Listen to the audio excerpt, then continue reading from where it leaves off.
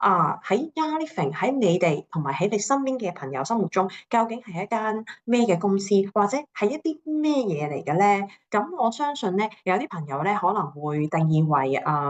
精油啦，Yarnifing 賣精油噶嘛，Yarnifing 又好出名精油噶嘛，而 Yarnifing 嘅 logo 下邊寫住 Yarnifing Essential Oil 喎，咁啊梗係以為係精油啦，咁冇錯噶喎。咁有啲人就會定義 Yarnifing 為健康啦，因為我哋嘅產品係幫助人哋身體健康啲啦。咁而我哋嘅伙伴咧，亦都非常之精靈活潑、可愛動人嘅。咁啊，完全咧唔覺得佢哋係好唔舒服啊啲朋友仔，所以咧都會定義為健康嘅。咁有啲朋友啦，崇尚自然療法嘅話啦，都會覺得 Yarnifing 咧係一個天然啦，可以俾喜歡自然療法嘅人使用嘅產品嘅公司啦。有一啲咧就會更加升華啦，因為咧佢好關注環境呢一樣嘢，甚至乎咧想使用嘅產品咧都希望係盡量天然無毒、健康，對於自己同埋環境咧都希望咧盡一分力去保護多啲嘅，所以咧都會覺得 Yarnifing 咧同呢啲字咧都係有關係。咁甚至乎咧，我諗到一啲新 terms 啊，可能一諗 Yarnifing 咧就諗到 DIY，因為咧我哋好中意做好多 workshop 啦、小手作啦，全部咧都可以有啲都可以自己做嘅喎。我參加得多你哋嘅活動咧，都覺得哇即係認識咗 Yarnifing 咧，有好多屋企嘅嘢咧根本就唔需要買嘅，自己整就得㗎啦咁樣。咁所以咧，好多朋友咧都會將 Yarnifing 咧定義為呢啲字眼嘅。咁但係當我哋如果係想認真了解 Yarnifing 同埋想發展 Yarnifing 嘅時候咧，咁可能咧，我會有另外一個角度去解釋俾大家聽，Yarnifing 究竟係一啲乜嘢咧？而講乜嘢係 Yarnifing 嘅時候咧，我哋一定要認識一個朋友仔啦，嗰個就梗係我哋嘅創辦人 Gary 啦。咁我哋創辦人Gary Young 啦，相信大家對呢個名字咧唔陌生嘅，而我哋更加咧會為 Gary 咧起咗一個外號啊，好勁嘅。現代精油革命之父啊，勁唔勁先？應該都舉晒手指公，好勁噶啦，係咪先？講得精油革命之父，即係話喺精油呢個領域上面，一定有好出色嘅研究啦、表現啦，或者佢嘅知識係非常之豐富，人哋先至會尊稱 Gary 為精油革命之父噶嘛，係咪？咁去到呢個位嘅時候，可能你哋就會俾人哋一種感覺就係、哇，精油 Yarnifing 一定係要啲好專業啊，知識好深厚啊，或者對精油呢方面認知好深嘅人啊，先至會識得用啦，或者先適合用啦，會有呢啲可能錯覺嘅。再睇一睇 Gary 個名，D Gary Young。咁朋友就可能唔認識嘅時候咧，一定會誤會啦，梗係 Doctor 啦，梗係博士啊、專家啦，先至係做到精油革命之父啦，係咪先？咁我當初咧加入公司嘅時候，見到個外號係咁樣，同埋佢名係咁樣嘅時候咧，我都會有呢方面嘅聯想嘅。咁所以咧，我都有少少 fact check 下啦。原來 D 咧唔係 Doctor，唔好誤會，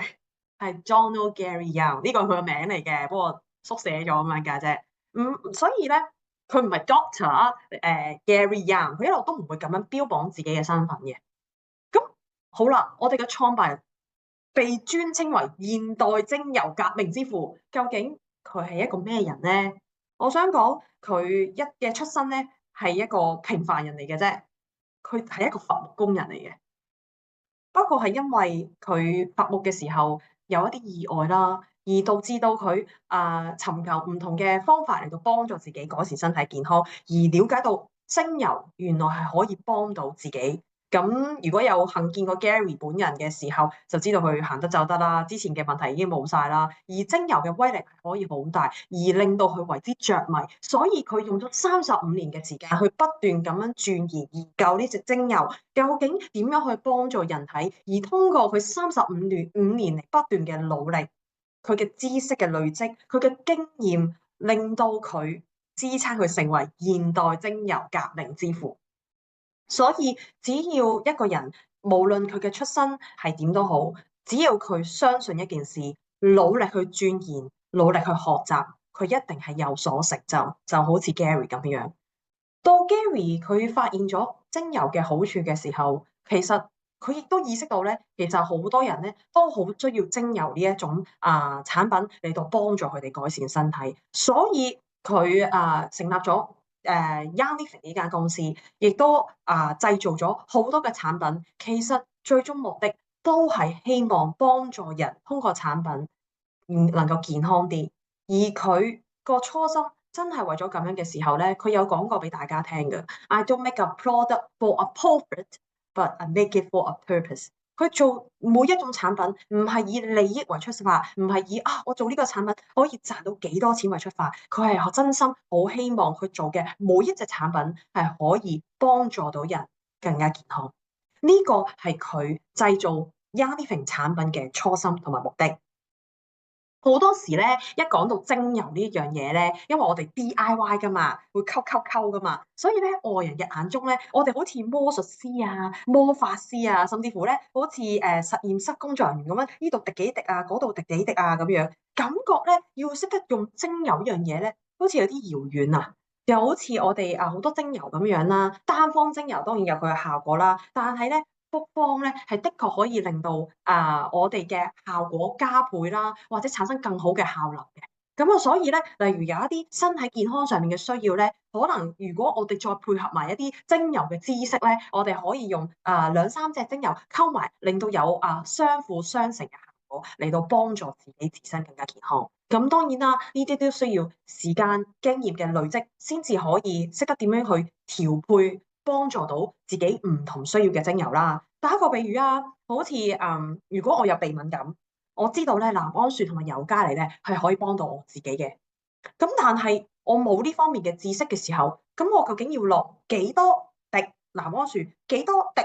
尤加利嚟到幫助我嘅鼻敏感問題咧？呢個對於精油新手嚟講咧係有啲疑惑嘅，而有啲唔清楚嘅就亂查一通啦。唔係話冇效果，但係唔係最好嘅效果。因為如果要達到最好嘅效果咧，係需要一啲科學嘅實證，又或者研究或者通過經驗嘅累積得出嚟嘅。Gary 好深明呢個道理，即使產品有幾咁好都好，如果朋友仔可能係精油嘅初哥，可能一下子咧未必咁快識得用呢啲產品嘅，所以咧佢就研發咗複方精油啦。而我相信喺全香港、澳門嚟講啦，最多複方精油嘅公司就絕對係我哋嘅 Young Living 啦。咁其實每一隻複方精油嘅誕生咧，好似之前 Gary 所講咁，係有 purpose 嘅。就好似呢一支 RC 係我哋公司第一支嘅複方精油咁樣啦。其實咧 Gary 咧係當初為佢嘅朋友調製㗎，因為佢朋友咧有鼻敏感嘅問題，困擾咗佢好耐。見到個朋友咁辛苦，好，等我整呢支 RC 嚟幫下你先。咁所以就有呢支 RC 嘅誕生。其實佢目的都希望令到我哋唔同嘅朋友仔唔需要咁苦惱，究竟需唔需要學習好多精油嘅知識，但係都可以通過精油嚟到幫助到自己身體更加健康。都係回歸翻 Gary 嘅初心，佢成立呢間公司係希望運用佢嘅知識，有優質嘅產品嚟到幫助更多嘅人，通過我哋嘅產品達到健康。如果太難嘅時候，又點樣可以幫到人呢？所以就有咁多複方精油嘅誕生啦。所以一開始公司研發唔同嘅產品，唔同嘅複方精油，唔係為咗賺錢咁簡單，正係因為我哋好想幫到人，所以我哋先至有咁多嘅產品。而有啲朋友仔咧，有一啲想法就可能係要專家先至可以用好產品，或者要係專家先至識得分享我哋嘅產品。其實咧，Young Living 呢一個公司呢個平台呢個嘅產品唔係專家先至可以用到。係希望大家都可以用到噶，呢個先至係 Gary 嘅初心，因為 Gary 係真係好希望通過 Young Living 呢間公司嘅產品，幫助到更多嘅人。咁如果我哋要幫助更多嘅人嘅時候，當然希望更多嘅人可以用好產品啦，分享俾身邊嘅人啦。所以咧，我哋都希望咧，更多人可以分享到我哋嘅產品嘅。咁 Gary 就喺度諗啦，究竟點樣先至可以分享到我哋嘅產品出去咧？唔通靠 Gary 一個人？咁Gary 就當然願意分享啦，但係唔係最有效嘅方法。最好咧就大家都可以分享到。其實咧佢好深信一樣嘢，係用家咧都係一個好好嘅產品分享者，而佢亦都更加深信一樣嘢，就算佢自己係一個專家都好，佢都應該要保持一個好 humble 嘅心。令到自己可以不斷咁樣學習提升，佢好深信呢一個 humble 係成功嘅關鍵要素，而佢更加覺得做分享呢件事咧，其實無論係專家同用家應該都可以做得到。佢有一個故事喺 Skyrider 嗰度咧，佢同大家講，其實任何人都可以做到圍欄。Skydare Ranch 咧係我哋其中一個喺美國嘅農場啦。咁喺呢個農場咧，佔地好廣嘅，養咗好多咧動物喺嗰度嘅。咁所以咧，佢起呢個農場嘅時候咧，需要一個好大好大嘅圍欄嚟到去做呢件事。如果認識 Gary 嘅朋友咧，應該都知道啦，佢所有嘢咧都親力親為動手做嘅。但係一個人點起到咁多圍欄咧？於是當其時咧，佢召集晒全公司嘅所有同事。我講緊嘅所有同事，唔係所有嘅工匠木匠啊，係真係所有嘅同事。CS 啊、IT 部啊、計數啊嗰啲朋友仔咧，都俾佢徵召咗過嚟，我哋一齊做啦。當時嗰一刻咧，佢哋都係唔同方面嘅專家嚟嘅，但係佢唔係起圍欄嘅專家啊嘛，咁所以佢哋就好困惑，唔知點做。但係原來咧，只要你願意去嘗試，願意踏出呢一步，去同人哋一齊做嘅話咧，大家都可以做到呢一件事嘅。只要大家保持 humble 嘅心，大家一齊努力，共同進退咧，其實冇嘢係難到大家嘅。就好似分享呢一個故事一樣，即使你可能唔具備一個好專業嘅精入知識，但係只要你願意分享，你相信產品，願意去嘗試嘅話咧，其實咧，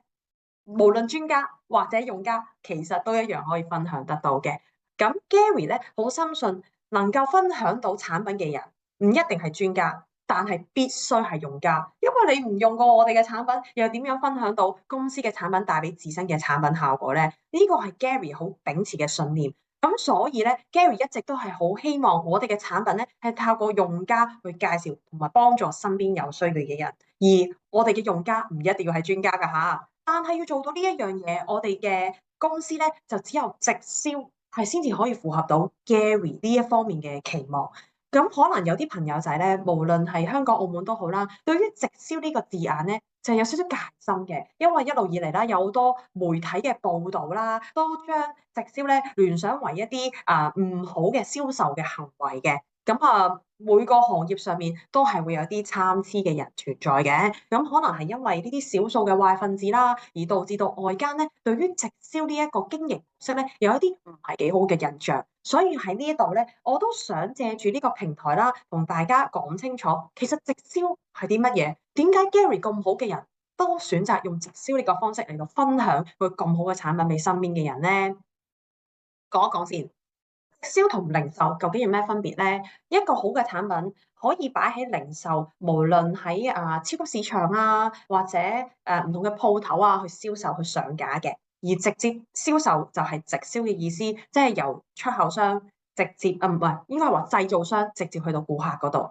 但係如果你係零售嘅話咧，首先你製造咗件產品係要經過出口商送去你嘅國家，然之後通過國家嘅分銷商送去唔同嘅零售商，再上架，你哋先至買得到嘅。其實當中咧唔同嘅出口商、分銷商、零售商咧都會收取一啲 charges 啦，而啲 charges 咧最終都係會轉嫁俾消費者嘅。可能一件原價正常製造出嚟即係50蚊嘅產品，到消費者手上分分鐘都幾百蚊㗎啦。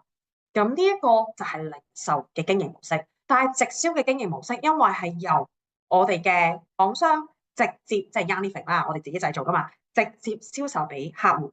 當中咧係省卻咗好多呢啲不必要嘅成本，我哋更加可以將優質嘅產品用合理嘅價錢賣俾消費者，幫助到更多有需要嘅人。好似之前所講咁樣啦，其實咧。Gary 嘅成立 Yanni 嘅宗旨係希望可以用產品幫助到更多嘅人。如果佢嘅產品即使好好，但係價錢勁貴，咁佢會唔會好多消費者可以買得到咧？afford 得到咧？相信都唔係嘅。所以直銷咧，某程度上咧係可以配合到 Gary 呢一方面嘅期望嘅。咁而另外一個更加之 Gary 重視嘅期望咧，就係售後服務嘅分別啊！我成日都攞一個比喻咧，就係我哋香港呢邊，因為今日有國際嘅朋友啊，我哋香港呢邊咧有一個零售商啦，佢萬寧啦，咁佢有個標誌性嘅卡通人物就係貓貓嚟嘅，咁我簡稱貓貓公司啦。咁貓貓公司裏邊咧，其實有好多唔同嘅 product 上架嘅。咁當然啦，裏邊都有好多 promoter 啦，去介紹啦佢 promote 嘅產品。當我哋經過 promoter 姨姨聽完佢嘅介紹，選購咗 promoter 姨姨買嘅產品嘅時候，我哋翻去就會嘗試使用啦，呢個好正常嘅銷售行為嚟嘅。咁使用完發覺有少少問題喎，可能洗頭水洗到我甩多咗頭髮喎，咁我問點算啦？當我翻去呢一個貓貓嘅鋪頭嘅時候，發覺個 promoter 姨姨咧已經唔喺嗰度擺檔啦。咦？嗰個 moment 我就會諗死火啦！我應該點做咧？我個產品邊個可以俾我一個售後服務咧？通常我就會即刻睇一睇個產品嘅 label，有冇個電話俾我跟進嘅。咁通常個電話都係一啲出口商嘅電話嚟嘅，出口商又怎能夠提供一個好嘅售後服務咧？咁呢個時候咧，作為一個消費者，我只有兩個選擇嘅啫：一，甩頭髮都繼續用落去啦；二，就一係唔用啦。冇啦，冇其他方法啦，係咪？咁但係如果我幫襯嘅唔係貓貓公司，係直銷公司賣嘅產品嘅時候，我遇到任何我產品使用嘅問題，因為我係同買噶嘛，我揾翻嗰個人教翻我解翻我呢啲疑難，咁咪得咯。即係 let's say 如果我依然係用洗頭水，咁如果洗頭水嗰方面我自己原來係用錯咗份量嘅，我唔知道嗰個朋友仔介紹我用嘅話翻俾我聽，我咪依然有信心繼續用好咯。咁而且優質嘅售後服務係除咗你洗頭，你係為咗解決你一啲頭髮上面嘅問題噶嘛，嗰個朋友仔都可以話翻俾你聽，其實除咗洗頭水咧，仲有好多嘢可以幫你噶，跟住佢會幫你溝，介紹俾你呢一支仲勁啊！咁呢啲先至係幫助我哋每一個朋友解決佢自身問題嘅人啊嘛。每一個人唔會無原因咁樣購買產品，一定係因為自身有一個需要購買產品去幫助自身解決問題嘅。而零售商係唔會理噶嘛，佢只係顧及我賣咗幾多件產品出去，而唔會理你有咩問題啊，我再幫你解決你嘅問題啊。但係直銷商就會做到呢一樣嘢啦。優質嘅售後服務就係咁樣樣，而通過我哋同客戶嘅之間嘅關係啦，我哋可以讓佢用得好我哋嘅產品，用到有效果，而且了解精油嘅好處，進而愛上我哋嘅公司 YL。咁呢個就係直銷同零售兩個最根本嘅分別啦。所以直銷本身係好嘢嚟㗎。但係點解有啲人對於直銷咧個字，淨係講呢兩個字都有啲唔係幾舒服嘅感覺咧？係因為咧我哋坊間咧好多傳媒咧只係會講唔好嘅直銷服務，導致到客戶有損失呢一樣嘢。咁所以咧嚟緊咧我都想同大家講清講楚咩嘢係好嘅直銷公司，咩係唔好嘅直銷公司啊？呢個好緊要啊，因為咧你哋分享嘅時候或者你講俾人哋聽用 Yanifeng 咧，可能人哋都會有呢個疑問嘅喎。咁首先咧講翻好嘅先。直銷啦，其實英文咧叫做 direct selling or multi-level marketing（MLM） 啦。正規嘅直銷公司其實喺國際嚟講咧有一個叫做世界直銷聯盟嘅，而裏邊嘅直銷公司咧都係受呢個聯盟嘅規管同埋監察，make sure 佢哋係一個正規嘅直銷公司。而正規嘅直銷公司咧係主張大家用用面對面或者非定點嘅方式咧嚟到銷售商品或者服務。記得係一定銷售到有商品同埋有服務嘅。咁 Yanifeng 銷售嘅就當然係我哋嘅產品，我哋有確實嘅商品係賣到俾消費者手上啦。而你哋提供嘅售後服務咪就係服務咯。咁所以我哋係正規嘅直銷公司嚟嘅。好啦，咁唔正規嘅直銷公司究竟係做緊啲乜嘢嘅咧？點解會有咁多人會戴有色眼鏡望我哋㗎？咁其實咧，佢哋咧做嘅嘢咧，同我哋咧係有好大嘅分別嘅。咁首先啦，正規直銷公司，我哋有銷售咗商品同服務，當然我哋都會有佣金發出啦。但係唔好嘅公司咧，佢哋嘅佣金嘅來源咧係嚟自於入會嘅費用喎。咁所以咧，呢啲公司咧就有啲特色嘅。就係會入會費呢樣嘢咧，就係一個天價嚟嘅。咁多數咧呢啲公司咧入會費之餘咧，係可能冇附帶一啲商品同埋服務嘅，可能純粹俾咗個membership fee，